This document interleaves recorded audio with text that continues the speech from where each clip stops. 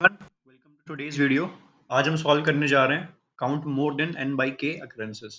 ठीक है, तो हमें यहाँ पर एक एरे गिवन होगा, एक और n गिवन होगा, उस नंबर ऑफ एलिमेंट्स जितने एरे में, और एक k एक नंबर है। तो इस एरे में नंबर जो है रिपीटिशंस में होंगे, हो भी सकते हैं, नहीं भी हो सकते हैं। ठीक है, तो हमें क्या रिटर्न करना है, यहाँ पर एलिमेंट्स रिपीट हो रहे हैं, तो हमें काउंट ऑफ सच एलिमेंट्स बताना है जो n by k times repeat हो रहे हैं, n बाई 2 से ज़्यादा रिपीट हो रहे हैं। एग्जाम्पल के तौर पर देखो, यहाँ पर एग्जाम्पल 1 में ये एलिमेंट्स हैं, 3 आ रहा है 3 टाइम्स, 2 आ रहा है 3 टाइम्स एंड 1 आ रहा है ट्वाइस। k है 4, n है 8, n बाई 8 होता है यानी 2। तो ऐसे एलिमेंट्स जो 2 टाइम्स से ज़्यादा आ रहे हैं, उनको रिपीट करना है, स्ट्रिक्टली बताना है। ठीक है, मतलब देखो 1 भी आ रहा है 2 टाइम्स, बट 2 से ज़्यादा चाहिए हमें, मोर देन k लिखा हुआ है हमारी क्वेश्चन में। ठीक है, तो यहाँ पर 3 आ रहा है थ्राइस और 2 आ रहा है थ्राइस, तो ये दो एलिमेंट्स ऐसे हैं जो 2 से ज़्यादा बार आ रहे होते हैं। तो हमें जो है इनका काउंट बताना है, 2 एलिमेंट्स हैं, आंसर हो जाएगा 2। सिमिलरली एग्जांपल 2, हमारे पास 4 एलिमेंट्स हैं, k है 3 और n है 4। 4 बाई 3 होता है 1। ठीक है, तो ऐसे एलिमेंट बताने हैं हमको जो 2 से ज़्यादा, 1 से ज़्यादा बार आ रहे हैं। तो यहाँ पर 2 ही एलिमेंट हैं, 2 एंड 3, तो हम उन्हें रिटर्न करेंगे। तो I will be solving this question using dictionary in Python. Okay, तो मैं इसको सॉर्ट सॉर्ट नहीं करूँगा, सॉर्ट करने से टाइम कॉम्प्लेक्सिटी बढ़ जाएगी इसकी। तो सबसे पहले, हाँ, मैंने 2 बनाए, एक बनाई एम्प्टी डिक्शनरी और एक बनाया count variable c equal to 0।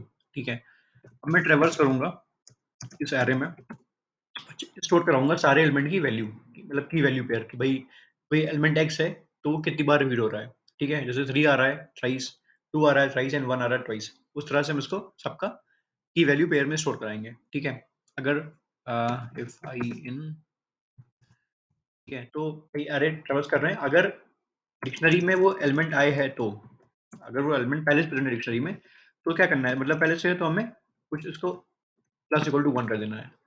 अगर नहीं है तो हमें उसको स्टोर करानी है, इसकी वैल्यू 1, मतलब अगर पहली बार आया होगा तो उसको हम उसका काउंट 1 स्टोर करा देंगे, उसकी वैल्यू। और अगर पहले से प्रेजेंट है तो उसके काउंट में एक एग्जिस्टिंग ऐड कर देंगे। ठीक है, यहाँ पे हो जाता है हमारा डिक्शनरी कंप्लीट। अब मैं क्या करूँगा, मैं डिक्शनरी में ट्रेवर्स करूँगा। ठीक है, अब मैं डिक्शनरी में ट्रेवर्स करूँगा ये करके ith से, तो ith एलिमेंट होगा d डॉट आइटम्स, हम की वैल्यू वैल्यू से भी कर सकते हैं, बट मैं डायरेक्टली कर रहा हूँ एरे इंडेक्सिंग से। ठीक है, तो for I in d items मैं चेक करूँगा if i of 1 greater than n by k। तो i ऑफ 1 क्यों, क्योंकि ये की वैल्यू पेयर होता है, तो i 0 पे होगा की यानी कि वो नंबर, और i 1 यानी कि सेकंड वैल्यू पे होगा कि वो नंबर कितने टाइम्स रिपीट हुआ है हमारे डिक्शनरी में। ठीक है, हमारे गिवन एरे में। ठीक है, अगर उसका रिपीटिशंस n बाई k से ग्रेटर है, तो हमें रिटर्न, हमारा काउंट क्या हो जाए, प्लस इक्वल टू 1, काउंट में इंक्रीज हो जाए।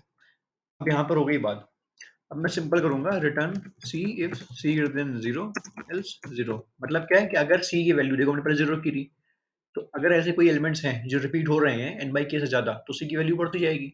तो अगर c की वैल्यू 0 से ज़्यादा है, यानी कि नंबर नंबर रिपीट हुए हैं, नंबर के n बाई k टाइम ज़्यादा रिपीट हुए हैं, तब तो c रिटर्न कर दो, अगर नहीं तो फिर कर दो 0 return. I will submit it and I will wait. And yes, अब देख सकते हो टाइम बहुत ही ज़्यादा कम हुआ है और सब टेस्ट केसेस पास हो गए हमारे। सो आई होप आपको अच्छा लगेगा। तो अगर आपको वीडियो अच्छा लगा तो please share it someone who may need it. Thank you, have a nice day.